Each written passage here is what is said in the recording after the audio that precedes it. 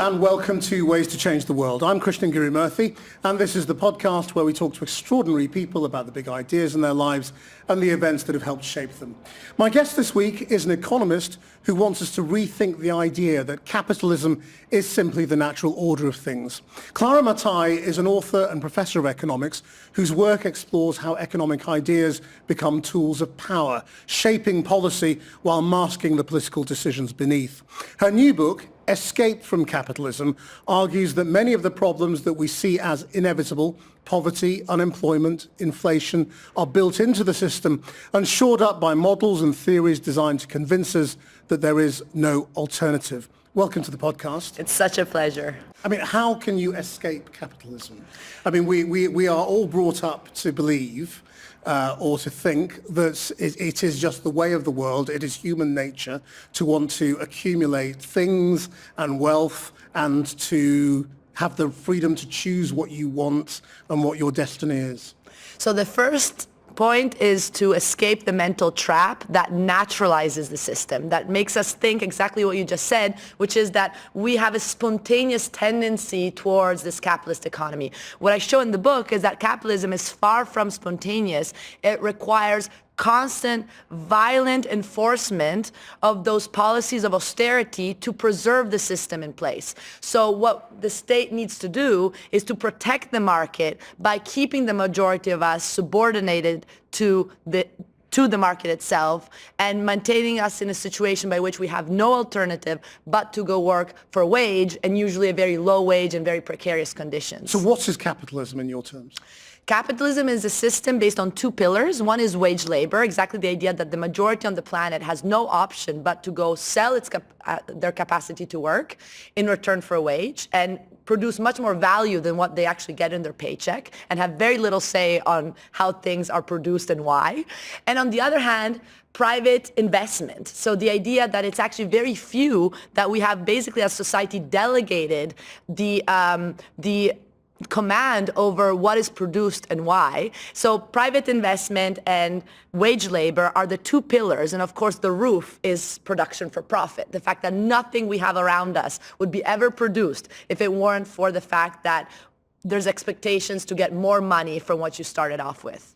I mean, are you, so to what extent are you different from the anti-capitalist protesters who've been around forever, who are a tiny minority, but you're sort of respectable and at a university and not hiding your face?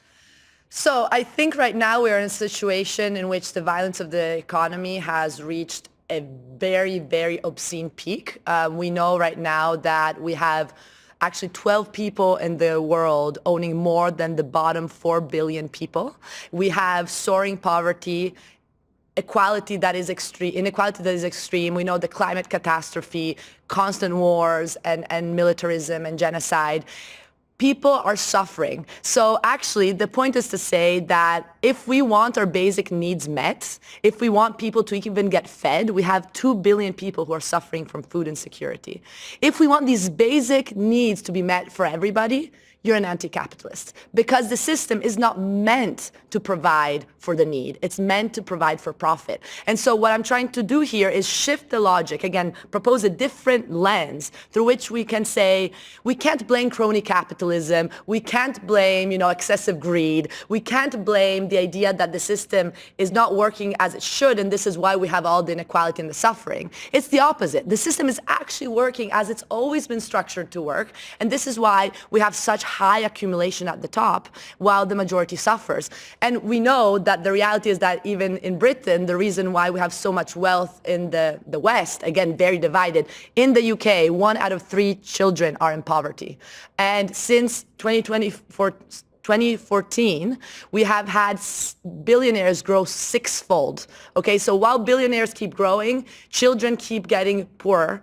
And what we see is this, if in the UK the wealth is distributed very unequally, the reality is that the West is basing its capacity to develop on the structural underdevelopment of the global South. And this is very important. Still today, when supposedly colonialism is over, we have $65 billion or more every year that flows from the global south, especially Africa, to Europe and the United States. Because of debt.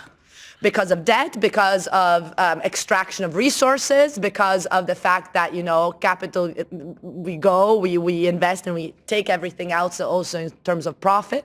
So it's the dependency, how development is there because there is the creation of underdevelopment.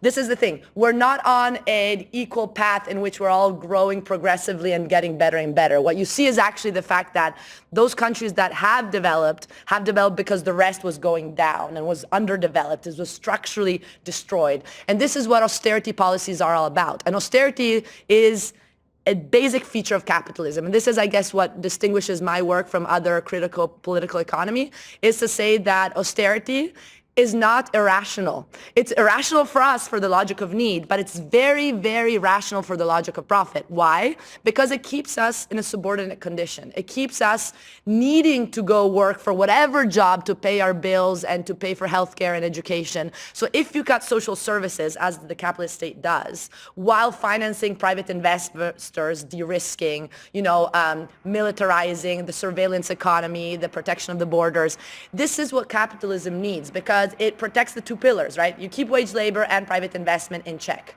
So you're saying that when people say austerity is a necessity, in a way they're right, because it is a necessity of the system. Yes, and this is the point. It is a necessity, but it's not a natural necessity. So this is the big point, is that it's not a technical fix. Austerity is not just a tool that economists with their neutral models adopt to save us all. It's the opposite. It's the point that economic models, as I show in the book, are deeply classist in the sense that they depict the problems as being due to workers misbehaving. This is how inflation is understood. Why is there inflation? Oh, because the cost of labor are too high, or because people are consuming too much. This is literally what the models say. So if the culprits are the workers, the solution needs to be increasing interest rates so that you create actually harsher unemployment levels. And unemployment, guess what, is actually important for the system. We would not have capitalism without a good dosage of unemployment. Why? Because if the workers did achieve bargaining power, they wouldn't accept these conditions that allow for profit to keep accumulating. So this is really important, is to realize that austerity is not neutral, it's political, but it's also necessary for this economic system. But I think the empowering element of the conversation is that capitalism is not spontaneous and it has been around for very little time. Only 0.1% of the time Homo sapiens has been on the planet have we been under industrial capitalism. And in this little time, we've managed to destroy, as we know, our ecology and many people around us. Do you mean just post the Industrial Revolution, basically? Yes. But even before that, wasn't it essentially a capitalist system? Yes.